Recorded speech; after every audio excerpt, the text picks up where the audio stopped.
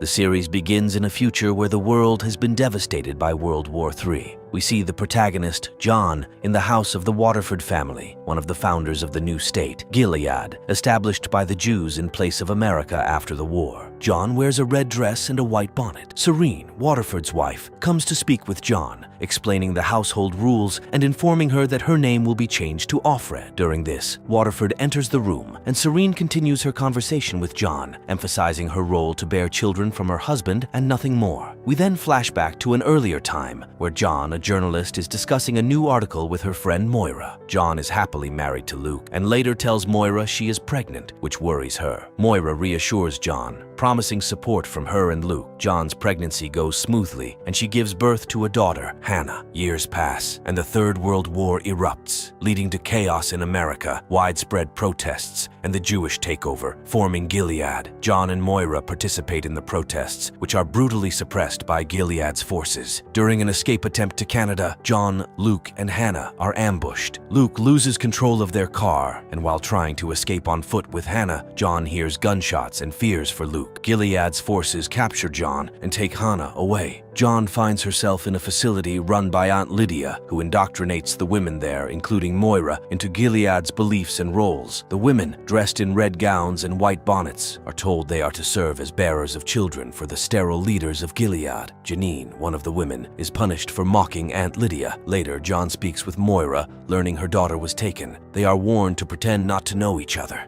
Janine returns, having been punished by losing an eye. In the present, John interacts with Rita, the household's cook, and meets Nick, Waterford's driver. She goes shopping with Ophelin, another woman in a similar situation, and they witness the brutal enforcement of Gilead's rules. John prepares for a ceremony involving sexual relations with Waterford under Serene supervision, a distressing experience for her. Unable to sleep, John ventures into the garden, contemplating her situation. The next day, John worries Nick might report her nighttime wandering. During a gathering, the women learn of Moira's death during an escape attempt. They are then forced to participate in the punishment of a man accused of rape, which deeply affects John. Offred warns John about being watched in the Waterford household. John resolves to endure her situation, hoping to reunite with Hannah and Luke. The next day, John goes to the market with Offred, as usual. On the way, Offred talks about her life, and they see a historic church being demolished, which distresses them. Offred then confides in John about her plan to escape with a group of girls through a secret network, inviting John to join because of her significant position as a servant in Commander Waterford's house. John is very tense and remains silent. Upon returning home, Nick warns John about Offred and advises her not to talk much with her, as it could be dangerous. He also informs John that Commander Waterford wants to see her in his office at 9 p.m., which worries her since it's unusual to be summoned alone outside of ceremonies. Meanwhile, a birthing carriage arrives to take all the girls to Janine,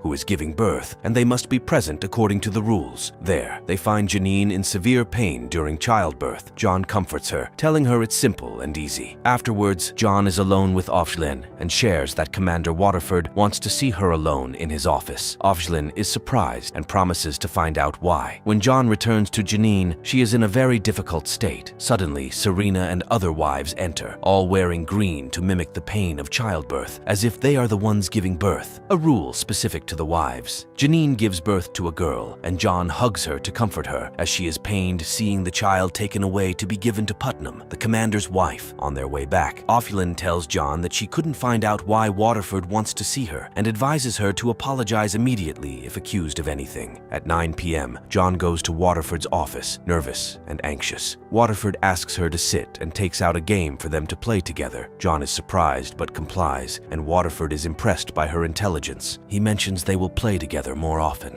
John returns to her room, crying and then laughing due to the intense stress and fear she experienced, realizing it was unnecessary and that Waterford seems to like her. The next morning, John is surprised to find another girl going to the market with her instead of Offred. She is shocked when the girl introduces herself as Offred, having taken the place and name of the previous Offred. Meanwhile, the real Offred is arrested and taken to jail for running a network against the new state. Back home, John notices a change in Rita's behavior towards her, as she is kind and has prepared food for her. Rita informs John that Serena suspects she is pregnant. Serena takes John to Putnam's house, where they hear Putnam complaining about Janine biting her. She plans to expel Janine from the house after the nursing period. John warns Janine not to bite Putnam again, as it could endanger her life. Janine claims she can do anything she wants because her commander is in love with her and has promised to escape with her. John is shocked, but Janine assures her it's true. Serena asks John to return home with Nick, as she needs to stay longer. On the way, Nick apologizes to John and hands her over to the special forces of the city. Aunt Lydia interrogates John, suspecting her involvement with Offred due to their regular market visits. John remains silent and denies knowing anything about Offred. Aunt Lydia tortures her with an electric shocker, but Serena intervenes, angry at them for torturing John while she is pregnant, and defends her. Nick visits John in her room to check on her, showing great concern and affection. John spends the night scared and tense, realizing she is not pregnant and fearing Serena's reaction when she finds out. The next morning, John decides to tell Serena the truth about not being pregnant. Serena is shocked and angrily confines John to her room for the entire day. Meanwhile, the real Offred finds herself in a hospital. Aunt Lydia informs her that they have removed her womb as punishment for her betrayal. John remains confined in her room for 13 days, barely leaving it. When Rita brings her food, she is startled, thinking John might be dead or unconscious when she finds her lying on the floor. John reassures Rita that she is fine. Rita reports to Serena and Waterford that John needs to see a doctor. John, excited to finally leave the house, is disappointed when Serena tells her she will be driven to the doctor and can't walk there. Reluctantly, John goes with Nick in the car. At the clinic, the doctor asks John about her treatment by the commander and his wife. John, feeling uneasy, remains silent despite the doctor's assurance of confidentiality. On the way back, John remembers her daughter and breaks down in tears. Nick is visibly moved by her distress. When they return, John reports to Serena that the doctor diagnosed her with dehydration. She apologizes for not being pregnant and promises to do everything she can for a successful pregnancy next time. She pleads with Serena not to confine her to her room again. However, Serena ignores her pleas and instructs John to return to her room and stay there. After some time, John gets ready and heads to Commander Waterford's room for the ceremony. She is surprised when Waterford arrives early, before his wife Serena. He approaches John, explaining that he came early to see and greet her, as he hadn't seen her for a while. He arranges with her to come to his office at 9 p.m. to play a game together. At that moment, Serena enters, surprised to find Waterford there ahead of her. After the ceremony, Serena asks John to return to her room.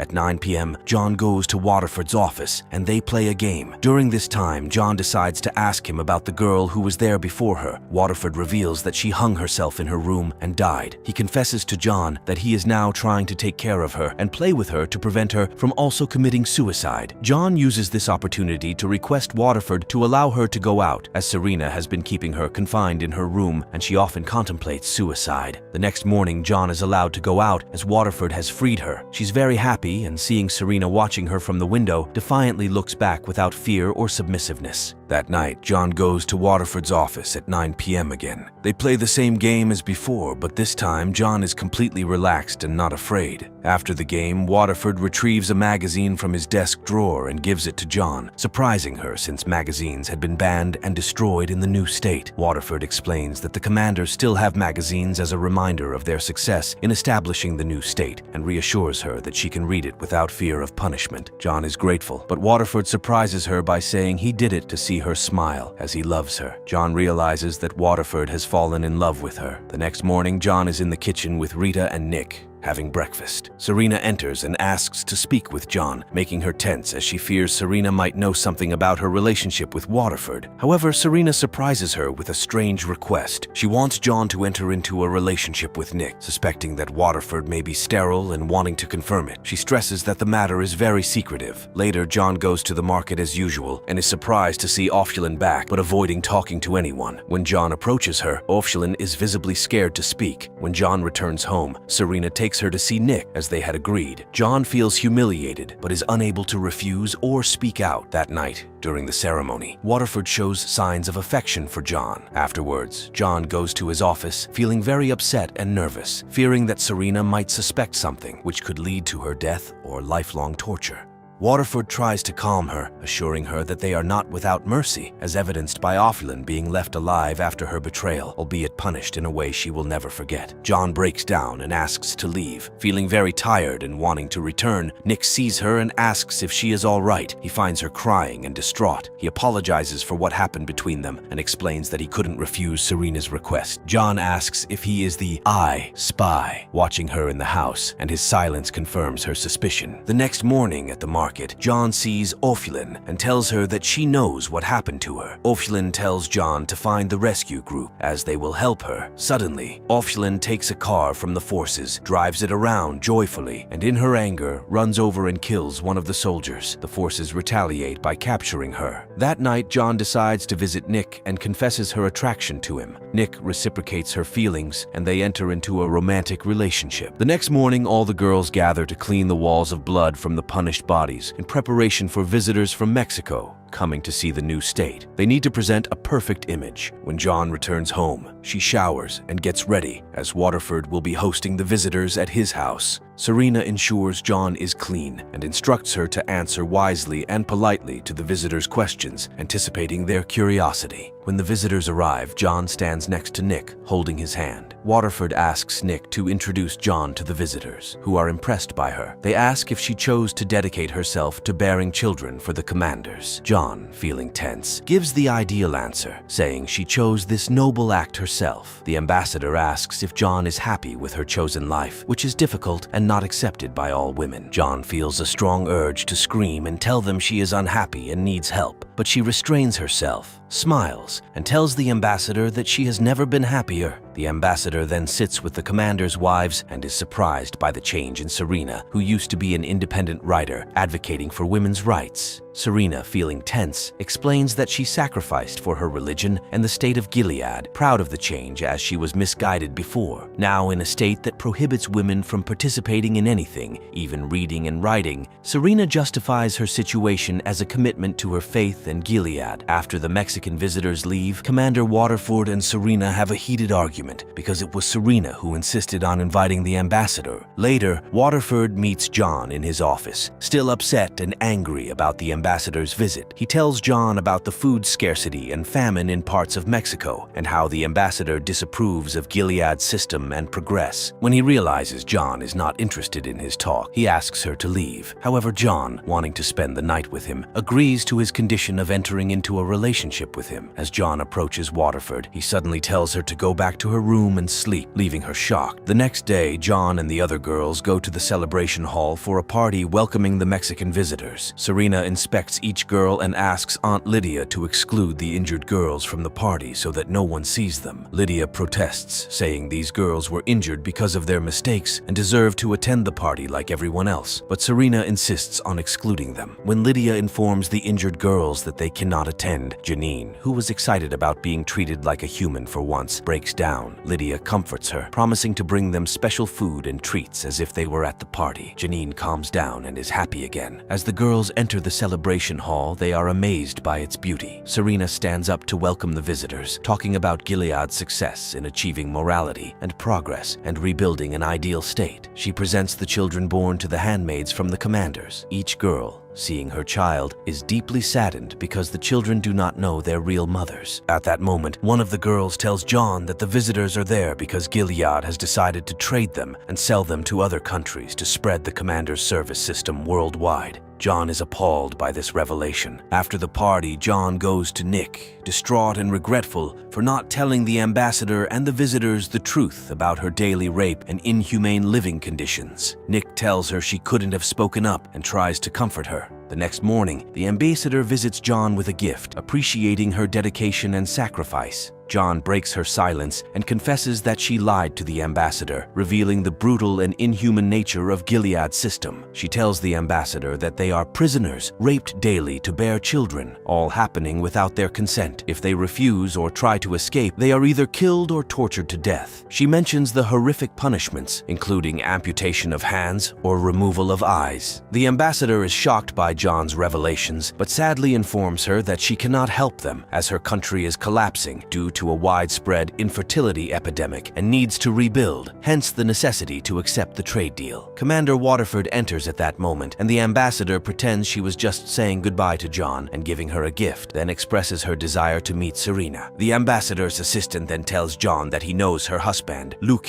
who is alive and has been looking for her. He gives John a pen and paper to write to Luke, reassuring her by sharing personal information about her and Luke. John is stunned and incredulous. The story then flashes back to when Luke was shot by the forces. He lies on the ground, recalling memories with his wife, John, and daughter, Hannah. An ambulance arrives to take him, but it crashes, killing everyone except Luke. He takes medicines, jackets, and weapons from the ambulance and escapes. After a long walk, he finds Hannah's toy and shoe. Realizing something happened to John and Hannah, he continues, hoping to find help, but ends up in an empty house. Soon, armed people attack him, mistaking him for a member of Gilead's forces. Luke tries to explain that he is just a regular person like them, and that his wife and daughter were taken by the forces, and he was shot. A woman named Zoe approaches him, checks his wound, and believes his story. They decide to take him with them and help him. In the car, Zoe removes the bullet and treats his wound. Luke thanks them for their assistance. He asks about their destination and learns they are headed to Canada. Luke initially resists going to Canada, insisting he needs to stay, but Zoe threatens him with a gun. The next morning, upon reaching a safe area, they allow Luke to leave. Zoe takes him to a place where people who tried to escape Gilead were hanged, explaining the dangers of opposing the new state. Luke then decides to continue to Canada, realizing that from there he can search for John and Hannah. As they are about to board a boat to Canada, they are ambushed by forces. Zoe is shot and does not survive the attack. Back in the present day, Luke is in Canada. He receives a phone call from the American office there, informing him they need to talk to him about his wife, John. Luke rushes over and meets an official who tells him that one of their Mexican acquaintances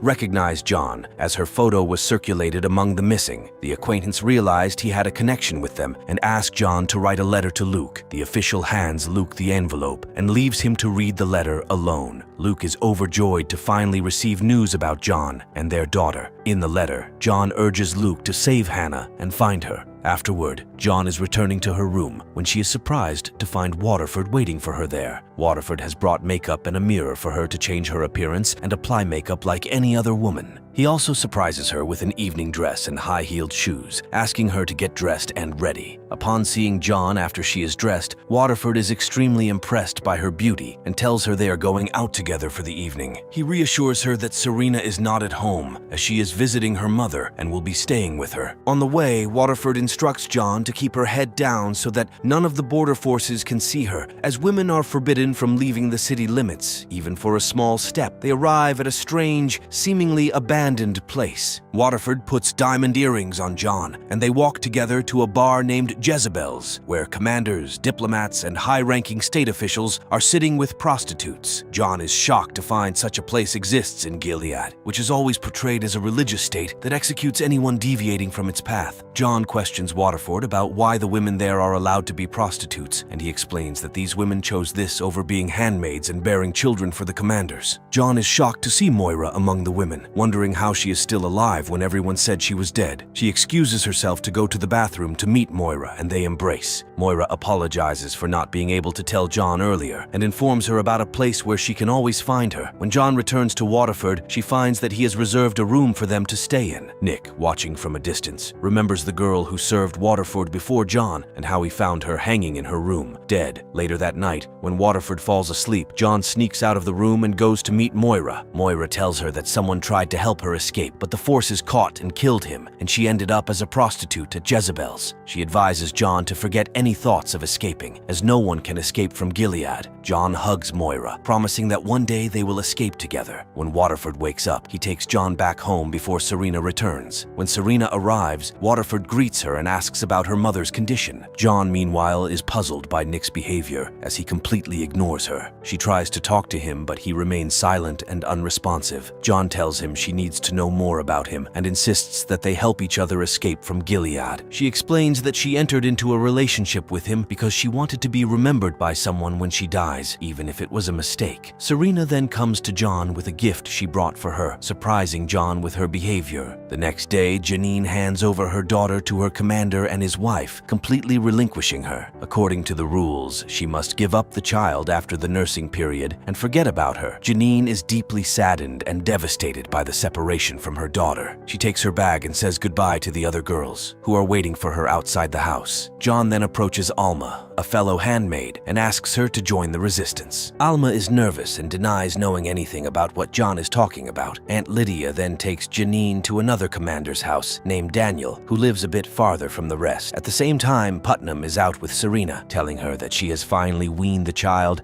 and gotten rid of Janine, describing her as a very annoying girl. Serena responds that they should be grateful for the presence of the handmaids because without them, they wouldn't have children. Alma then approaches John and gives her an envelope to deliver to someone named Rachel at Jezebel's. She informs John that if she wants to be part of the resistance, she needs to be very careful and avoid getting caught. That night, John goes to Waterford and pretends to have enjoyed their time at Jezebel's, hoping he will take her there again. Her plan works, and Waterford agrees to take her there again when the house is quiet, especially when Serena is asleep. John is delighted that her plan succeeded and prepares to deliver the envelope that Alma gave her. She and Waterford leave for Jezebel's with Nick driving. Upon arrival at Jezebel's, Waterford surprises John by bringing Moira to sit with her, having noticed that John had followed her to the restroom on their previous visit and realizing they were friends. He warns John not to lie to him again and leaves them alone together. Moira is frantic when she learns that John is there to deliver an envelope from Alma and searches for Rachel. She argues with John, warning her of the dangers and potential death if caught. John tries to calm Moira and asks for her help in finding Rachel, but Moira refuses to assist. When Waterford and John return home, they are surprised to find Serena awake, wondering why he is back so late. Waterford tells her he was busy with work. The next morning, Serena rushes to John's room, waking her up and urging her to get dressed quickly. Together they go to the bridge, where John is shocked to find Janine holding her daughter and threatening to jump off the bridge in a suicide attempt. Aunt Lydia asks John to calm Janine down and persuade her not to jump. John approaches Janine and talks to her, encouraging her to be patient and endure, promising that one day they will escape and return to their normal lives. However, Janine is solely focused on ending her suffering and decides to hand her daughter to John before jumping off the bridge. John stands there, stunned by what has just happened. Later, Janine is shown in intensive care with Aunt Lydia, revealing that she has survived the fall. John then goes to the market, where the butcher informs her that he has prepared meat especially for Commander Waterford. When he hands her the meat, John finds an envelope inside, making her very nervous. She realizes someone has sent her a message through the butcher. Upon opening the envelope, John discovers it's from Moira, which brings her great relief and comfort. Meanwhile, Moira, with one of her clients, decides to kill him and make her escape. When John returns home, she hides the envelope behind the bathtub. Suddenly, Serena attacks her, having found the dress Waterford gave John for their outing. Serena realizes the relationship between John and Waterford and hands John a pregnancy test. After John takes the test, Serena eagerly awaits the result, praying for it to be positive. When the test turns out positive, indicating that John is pregnant, Serena is overjoyed. Serena then waits for Waterford in his office, and when he enters, she confronts him about knowing everything and asks him to stay away from John to prevent her from hanging herself like the girl before her. She tells him that John is pregnant but claims the child is not his, as he is incapable of fathering a child. The next morning, Rita prepares breakfast for John, and Nick notices her bruised face. He inquires about what happened, and John tells him about Serena's discovery of her relationship with Waterford, their night out, and the positive pregnancy test. Nick touches her stomach, but Serena arrives and takes John away for an outing. Suddenly, Serena instructs the driver to stop the car, gets out, and leaves John locked inside. From the car window, John is horrified to see Serena sitting with her daughter, Hannah. John screams and begs the driver to let her out to see her daughter, but he refuses. Upon returning to the car, Serena coldly tells John that as long as the baby she is carrying is safe, she will keep Hannah safe too. John breaks down, losing control for the first time, cursing Serena and calling her a disturbed, sick, and sadistic person. That night, John goes to Waterford's office, locks the door,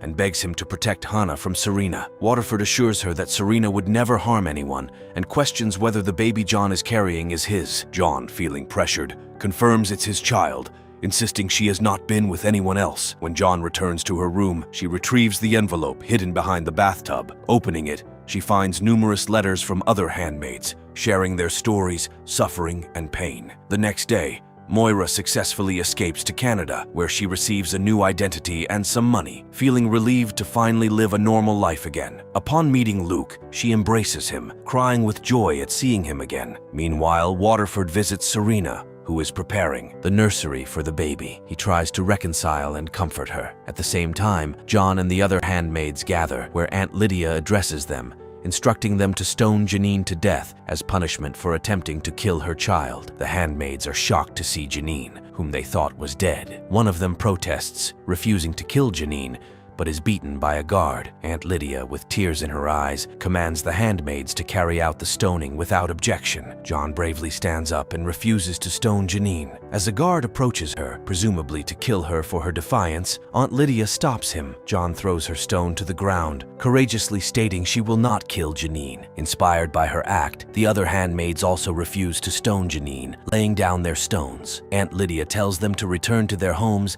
and prepare for a severe punishment. When John returns home, she waits, expecting to be punished. Nick enters with the guards, who arrest John and take her away. As she says goodbye to Rita, John tells her about the envelope hidden behind the bathtub. Waterford and Serena are shocked to see the guards taking John away. Waterford asserts his authority as the highest commander, but John remains resigned and silent, wondering what her fate will be.